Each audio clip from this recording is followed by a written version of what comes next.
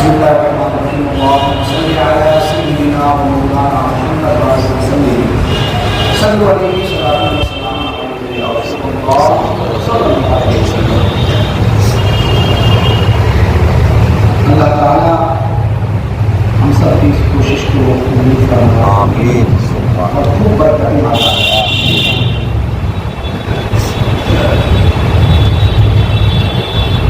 باتیں یہاں تک ہوئی ہیں ظہر کے بعد والے سلسلے میں کہ ثنا پڑھنے کے بعد تعوذ و تسمیہ پڑھنا ہے. تعوذ و تسمیہ کا مطلب ہے، تعوذ کا مطلب ہے اعوذ باللہ من الشیطان الرجیم، اور تسمیہ کا مطلب ہے بسم اللہ الرحمن الرحیم. تو تعوذ پڑھنے میں یہ لحاظ کرنا ہے کہ اعوذ باللہ، اعوذ اصل میں ہے علی زبر پیش لام پیش دو. تو اعوذ باللہ پڑھنے پر یہ غلط ہوتا ہے. اعوذ باللہ من الشیطان الرجیم بسم اللہ الرحمن الرحیم. اس کے بعد آپ کو سورہ فاتحہ پڑھنی ہے. سورہ فاتحہ پوری الحمد شریف ساتوں آیتیں الحمد شریف کی، یہ واجب ہے پڑھنا. اور ہم لوگ کھڑے ہو کر کے پڑھیں گے. قیام کا معنی ہے کھڑا ہونا، اور نماز کے اندر قیام فرض ہے. قیام فرض ہے. ہاں اگر عذر شرعی ہے، کوئی عذر ایسا ہے کہ آپ کھڑے نہیں ہو سکتے ہیں، تو پھر آپ بیٹھ کے نماز پڑھیں گے. مگر بہت ضروری چیزیں یاد رکھ لیں کہ کھڑے ہونے کے سلسلے میں کہ اگر ایسے کھڑے ہونے میں تنہا آپ کو دشواری ہوتی ہو تو کئی ایک تفصیلیں ہیں. نمبر 1، آپ دیوار سے ٹیک لگا کے کھڑے ہو. اگر ایسی پریشانی ہے تو آپ ایک کنارے نماز پڑھیے. اگر جماعت میں تنہا پڑھ رہے ہیں تو دیوار کے کنارے کھڑے ہو جائیں تاکہ آپ کھڑے ہو سکیں. ایک تو یہ. دوسرا کہ اگر خادم وغیرہ ہے، خادم، اب خادم کا مطلب گھر میں نماز پڑھ رہے ہیں تو کوئی بھی آپ کی مدد کر سکتا ہے آپ کو کھڑے ہونے. تو کتابوں میں خادم کا ذکر ہے، تو اولاد بھی تو خادم ہی ہے. تو گھر میں کوئی بھی آدمی یہ سپورٹ کر سکتے ہیں، مدد کر سکتے ہیں، یعنی کہ آپ کو کھڑے ہونے میں کھڑے ہو کے نماز. دوسرا اور تیسرا کہ عصا وغیرہ یعنی لاٹھی وغیرہ، اگر لاٹھی کے ذریعے بھی اگر آپ کھڑے ہو سکتے ہیں تو آپ کو نماز کھڑے ہو. اب اس سے اندازہ کیجیے کہ جو 3 آپشنس ہیں یہ قیام کے بارے میں، کہ چونکہ نماز میں قیام فرض ہے، نماز کے اندر قیام فرض ہے، تو نارمل کھڑے ہیں تو ٹھیک ہے. اگر دیوار سے رکھ سکتے ہیں تو دیوار سے کھڑے ہوئیے. خادم کے ذریعے کھڑے ہو سکتے ہیں تو خادم کے ذریعے کھڑے ہوئیے، یا لاٹھی وغیرہ سے اگر مدد دے سکتے ہیں تو لاٹھی کی مدد لیجیے، مگر قیام پہ عمل. اب ایک اور بہت باریک بات اس قیام کے بارے میں. کبھی کبھی ایسا ہوتا ہے کہ ہم دیر تک کھڑے نہیں ہو سکتے ہیں، دیر تک لمبا قیام ہم سے نہیں ہوگا، طاقت ختم ہو جاتی ہے، طاقت ختم ہو جاتی ہے. تو جتنی دیر آپ کھڑے ہو سکتے ہو کھڑے ہو، جتنی دیر. سورہ فاتحہ پڑھ سکتے ہیں آپ کو بڑے کھڑے ہو کر کے.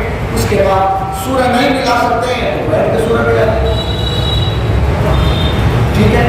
آدھی سورہ فاتحہ پڑھ سکتے ہیں تو حتیٰ کی یعنی یہاں تک کہ اگر صرف تکبیر تحریمہ آپ کھڑے ہو کے کہہ سکتے ہیں. کیا؟ یعنی اللہ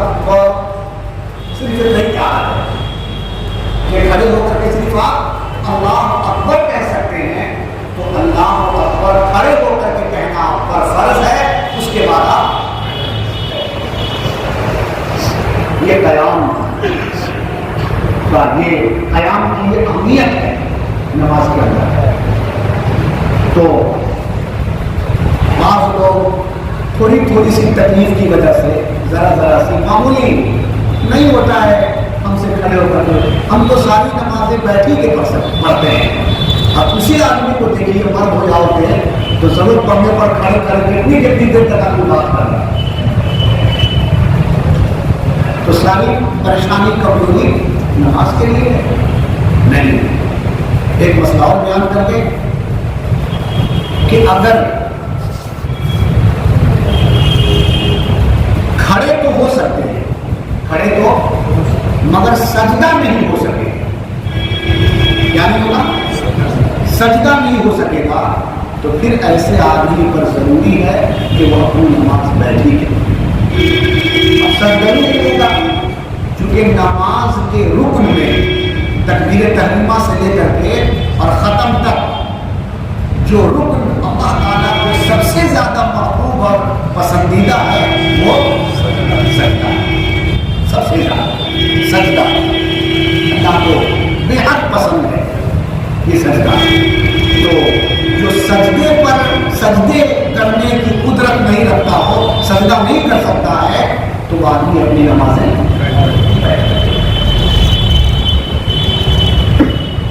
اچھا, تو اب سورہ فاتحہ ہم لوگ پڑھیں.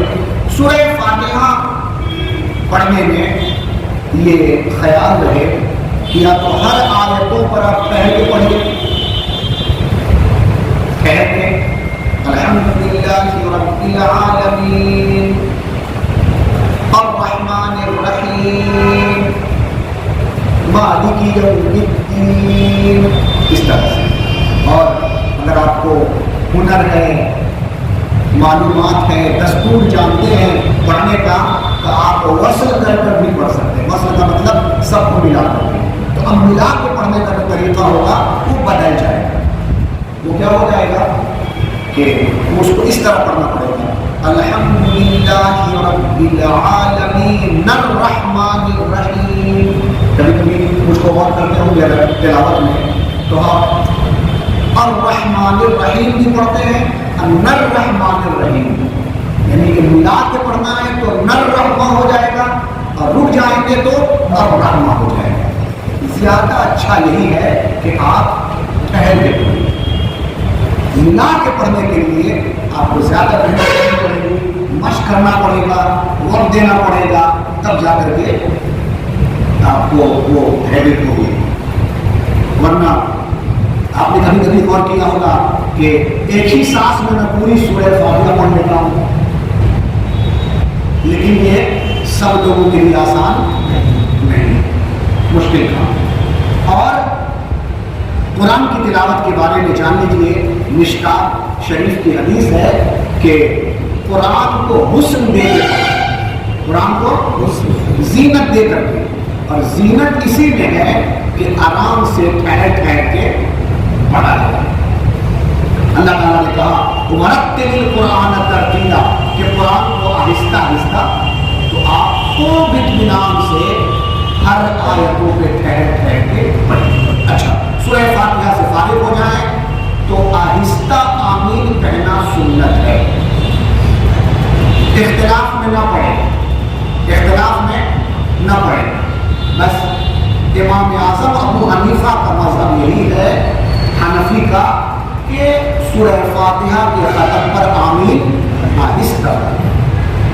فضیلت اس کی یہ ہے کہ امام کے آمین کہنے پر وہ فرشتے بھی آمین کہتے ہیں, آپ بھی آمین کہیے. اگر دونوں کی آمین مطابقت کر گئی, مل گئی, تو اللہ تعالیٰ آپ کو بخش دیتا ہے. آمین کہہ لینے کے بعد آپ کوئی سورہ ملائیں گے, کوئی بھی سورہ ملائیں گے جو آپ کو یاد ہے. تو سورہ ملانے سے پہلے جیسے الف لام ملانا ہے تو بسم اللہ پڑھنا مستحب ہے. بسم اللہ پڑھنا مستحب ہے. بسم اللہ کا مطلب بسم اللہ الرحمن الرحیم, پوری بسم اللہ. یہ وضاحت اس لیے کر دی کہ کہیں کہیں لکھا رہتا ہے کہ کلمہ طیب لا الہ الا اللہ پڑھیں گے یا لا الہ الا اللہ پڑھیں گے، تو اس کا مطلب ہوتا ہے کلمہ طیب یعنی لا الہ الا اللہ محمد رسول اللہ پورا کرنا ہے۔ تو بسم اللہ الرحمن الرحیم اس کے بعد سورہ پڑھیے۔ لیکن اگر کوئی بسم اللہ نہیں پڑھا اور سورہ پڑھنے لگا تو اس کی نماز ہو جائے گی، اس کی نماز ہو جائے گی۔ مسئلہ آدمی کو یاد رکھنا چاہیے۔ اب جب صورت آپ ملا لی تو یہاں پر یہ بھی یاد رکھیں کہ سورہ ملانا ہے یا چھوٹی 3 آیتیں بھی ملا سکتے ہیں۔ جیسے نمازوں میں کبھی کبھی اگر آپ کا دھیان ہوگا تو ہم پڑھتے ہیں کرامن کاتبین، ایک آیت، یعلمون ما تفعلون، 2 آیت، ان الابرار لفی نعیم، 3 آیتیں۔ رکوع میں چلے گئے تو چھوٹی 3 آیتیں یا بڑی 1 آیت بھی پڑھ سکتے ہیں، جیسے آیت الکرسی 1 آیت ہے مگر بڑی ہے۔ چھوٹی آیتیں جیسے وہ سورہ کوثر، اس میں بھی 3 آیتیں ہیں، انا اعطیناک الکوثر فصلی لربک وانحر انا شانئک هو الابتر، یہ ایک سورت بھی ہے 3 آیتوں پہ مشتمل۔